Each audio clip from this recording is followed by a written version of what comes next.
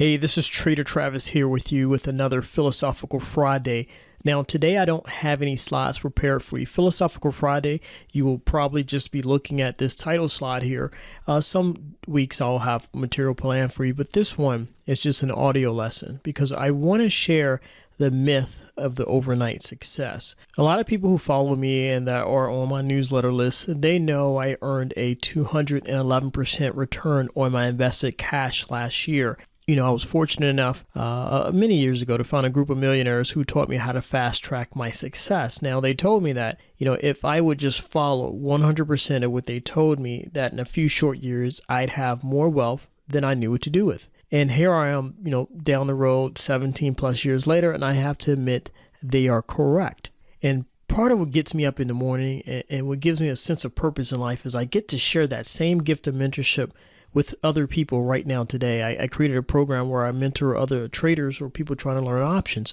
But sometimes I get bummed out when a person I'm mentoring makes a costly mistake because I created the training to avoid that exact type of situation. I created my training so people don't have to repeat the same mistakes I've already made. And whenever they make a mistake, it always takes me back to my own wealth building journey. And so what I want to do is walk you through the story of how I got to the point of earning a 211%, on my money each year, despite the fact that the majority of my life looks like failure. Now, I'll start this story with two quotes. Now, I tell my students there are two ways to learn. You can learn by wisdom or you can learn by experience. One of those learning paths takes a few years, the other takes decades. And so two quotes that, use principles from the book of Proverbs, it's stated in different ways, but the first quote is, "Only a fool learns from his own mistakes. The wise man learns from the mistakes of others." From Otto von Bismarck, I believe that's how you pronounce it. The next quote is, "A smart man makes a mistake, learns from it, and never makes that mistake again. But a wise man finds a smart man and learns from him how to avoid the mistake altogether." And that's attributed to Roy Williams.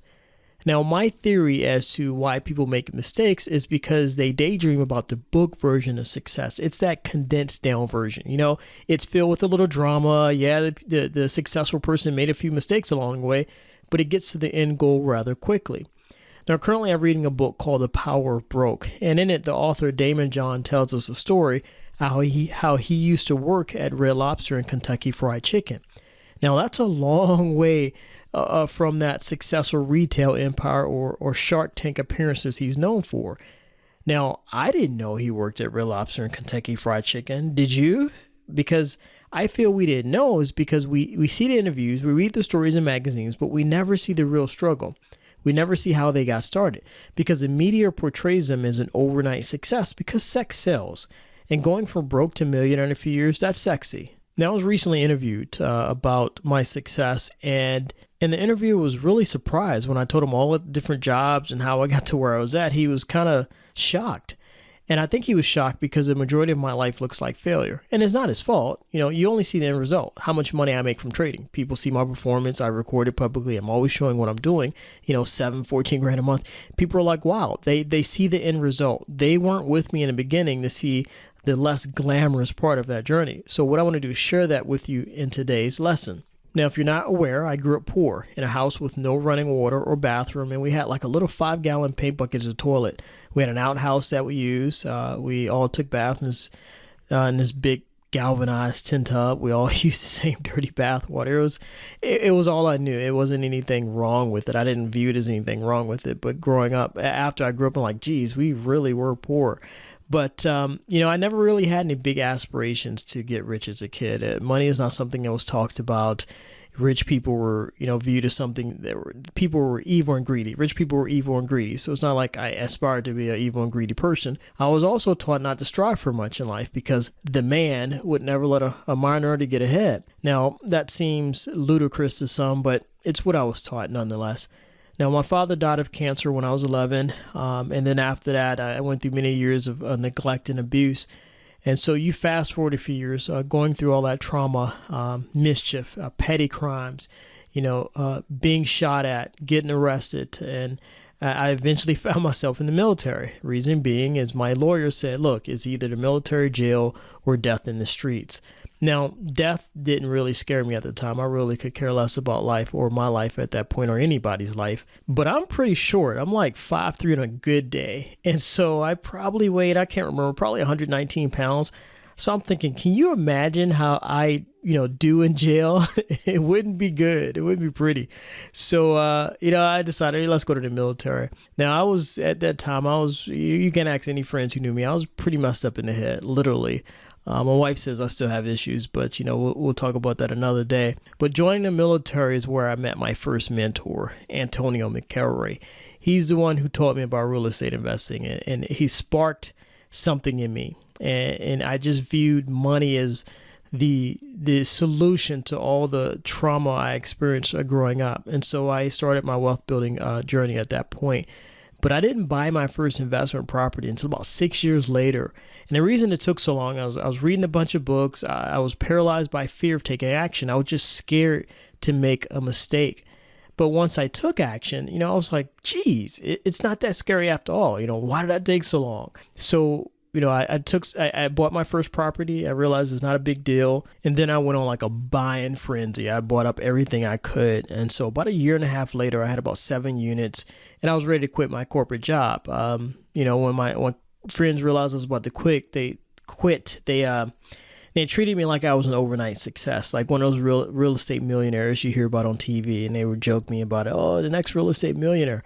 But you know what? They like most people, they have this bias. They glossed over the fact that I had spent 4 to 5 years learning about it and then 1 to 2 years accumulating all the properties. But anyway, I ran all the numbers, and the projected income from that last property I bought, that would have totaled all the money I was making from my properties would have been about equal to what I was making at my corporate job. So I went in and turned in my resignation on July 3rd, and I have a copy of that right here.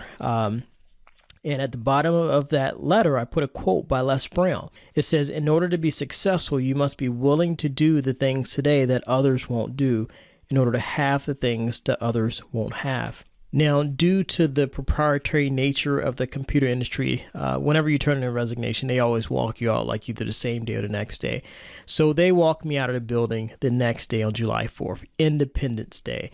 And I was like pumped because I took it as a sign of better things to come. I was like, it couldn't have worked out any better if I had planned it. I'm getting let go and I'm quitting my job on Independence Day to become a full-time real estate investor. I had achieved financial freedom. However, it was short-lived. 3 months later, all of my tenants decided to move out at the same time. And unfortunately, most of the properties needed major improvements.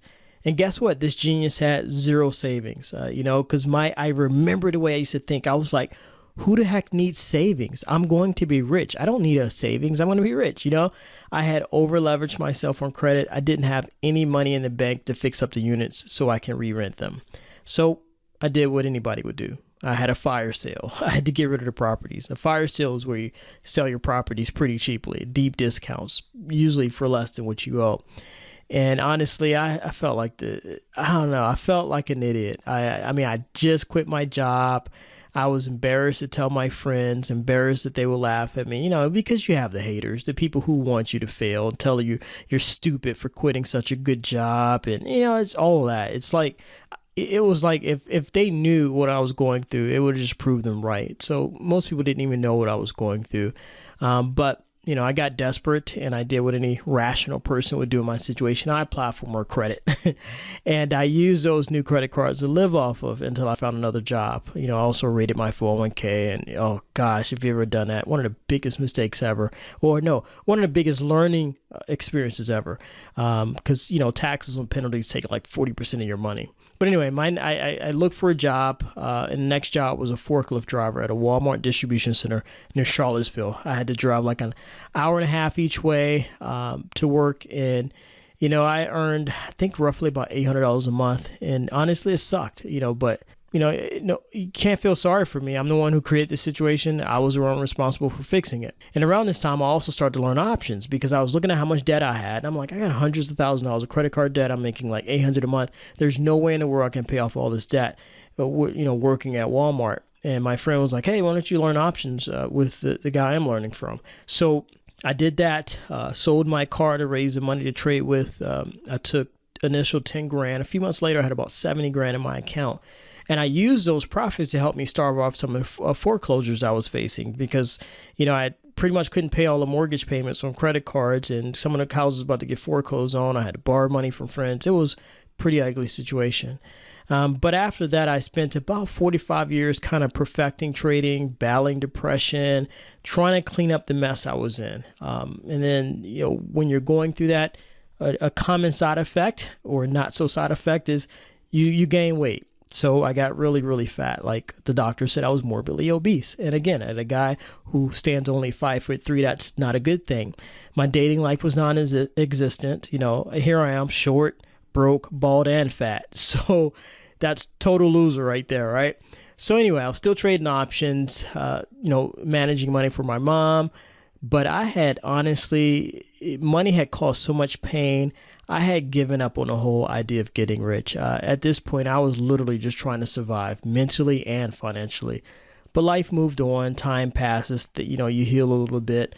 And I eventually started working for a nonprofit. I was teaching financial literacy classes and home buying classes and, sharing my story, talking about my bankruptcy, encouraging others not to go down the road I went down. People found, I guess, joy in my story. People love listening to it. They learning from my mistakes. And it's one of the times I felt good that somebody can actually learn from my mistake and not make the same mistake I had. Now it counsels other people, how to pay off your debt in an ethical way and things like that. But anyway, I eventually found new courage again to create wealth again. And it was due in large part to a new girl I was dating. I look back and I'm like, one, she was a very encouraging person. She always believed in me. Two, there's something about having a really pretty girl by your side. It makes you feel like a somebody, like I'm the man, right? So I think I just felt successful again. I'm like, well, this is one thing that's going right in my life. And two, another thing is she's the only person who really didn't care that I was driving around a little beat up 20-plus-year-old Honda Accord. She didn't want me for what I had, the BMW I used to drive. She just liked me for who I was, right? And of course, I married her. She's now my wife. And a lot of people know or don't know, I was single for 10 years before I met my wife. When I was building my real estate empire, I was too busy to work. Too busy working to think about dating. After it collapsed, I was too fat and depressed and no one wanted me, right? So not too long ago, me and my wife were talking. I forgot what we were talking about, but I was like, well, what were some of the reasons you married me, And she says, well, when I met you, you were broke as a joke, but I liked the way you thought and you were nice, you cared about family. And I was like, oh, okay, that's interesting. I had never heard her say I was broke as a joke. She's never said it about me, but she now said it. I laughed. I'm like, that's messed up. She was like, you were, So anyway, but I that newfound courage. I started again on my wealth building journey, and it took me about 45 years. I gave financial freedom another shot, but it took still 45 years of hustle and heart to get back to the point where I kind of felt like I had made it financially. I had accomplished what my mentors used to call the freedom formulas, where you take your income, you use it to buy or accumulate assets. And then when those assets are earning you enough income to live off of, that's financial freedom. But this time when I achieved it, I kept the corporate job, even though I really didn't need it. We were just stacking away money because I was like, I am not going broke again. I don't want to go back through all of that pain. Now, again, the title of this lesson is The Myth of the Overnight Success. Now, if you use my real estate success, it took 8 years to get to financial freedom.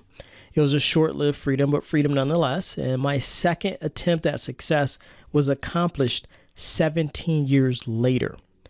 So it took me 17 years, and I had mentors along the way. So can you imagine how long it takes people who self-educate and try to figure things out on their own? Now, granted, it's not my mentor's fault it took 17 years. I ignored most of their advice. I made the mistakes they taught me to avoid, only to have experience confirm that they were right and wise. Proof of that is look how long it took me the second time I gave it a try. 45 years. First time around, 8 years real estate. Second time around, took me 45 years once I actually committed to trying. It's because this time I was like, I want to follow their advice and do what they taught me. And I know people who work their whole lives and never achieve financial freedom. So 45 years of heart and hustle, that's not too much to ask of people to accomplish financial freedom. So, now I pretty much I consider myself a battered and bruised soul, and I help other experienced addicts avoid the mistakes I made, so that they can learn by wisdom. Just like my mentors, I want to show people how to fast track their success. But sadly, as I stated in the beginning, I get bummed out because some people choose to be like me. They choose to take the long route. And remember the quote in the beginning, only a fool learns from his own mistakes. The wise man learns from the mistakes of others. It took me 17 years to achieve financial freedom because I was a fool. Now I force myself to learn by wisdom because it's a smarter approach to life. It's a smarter use of my time because it saves you time. I get students now, they complain about having to go through the training over and over again because I tell them it's required. You go through the training at least 2 to 3 times. You want to get it to the point where it's committed to memory. Some people listen, but others, gripe and complain about it. Some people come to me depressed, defeated, disappointed. They're like, I've been studying 8 months. I'm still not successful yet. Now, it depends on how I'm feeling that day, generally, because you'll get 1 or 2 responses. Either my wife tells me, she says I'm a mixture of Joyce Meyer, Dave Ramsey, Tony Robbins, and Joel Osteen, right? More Joyce Meyer, Dave Ramsey, though. She's like, so depending on how I'm feeling, you might get my Joyce Meyer, Dave Ramsey response, which is like, you know what? Please, go talk to a therapist because you're really talking to the wrong guy. I put in 17 years of grit, hard work to get to where I'm at. You only put in 8 months. Or, if I'm feeling really encouraging and inspiring, I'll be like Joel Osteen or Tony Robbins. I give them some encouraging words and tell them that success is possible within their reach. It just depends. But the one thing I do know is that there's a running joke in the Success Academy, not in the Success Academy, in the Success community about being a 10-year overnight success story. They always laugh about it. They're like, yeah, I'm an overnight success story, 10-year overnight success story. And the timeline for a 10-year overnight success is this: 8 years of hustle, heart, and grit. And that's considering preparation, planting the seeds, think farming. 2 years of seeing the light at the end of the tunnel. You see some results. You're not quite there yet, but you're finding your rhythm. You see some seeds sprouting out the ground. And then you get 1 year rapid growth. And that's what I consider like financial freedom or reaping your harvest. But let me ask you a question. Did the harvest grow in 1 year or did it take 10 years? Because successful people, at least all the successful people I know, they see their journey as one big connected story. But the media only glamorizes the last year. And that's why people like you and I never know people like Damon John of Shark Tank used to work at Red Lobster and Kentucky Fried Chicken, because the majority of media coverage of successful people only focuses on that last year. But it's the first 9 years that make all the difference. As a matter of fact, the last year of rapid growth was only made possible by the first 9 years. So I'll leave you again with what I stated in the beginning. There are 2 ways to learn. You can learn by wisdom or you can learn by experience. One learning path takes a few years, the other takes decades. So the next time you're about to ignore advice given by someone successful, like get out of consumer debt, spend less than you earn, and you choose to ignore it and do things your own way, I want you to think about my 17-year journey. So you take care. I hope you found value in this, and I'll talk to you soon. Bye-bye.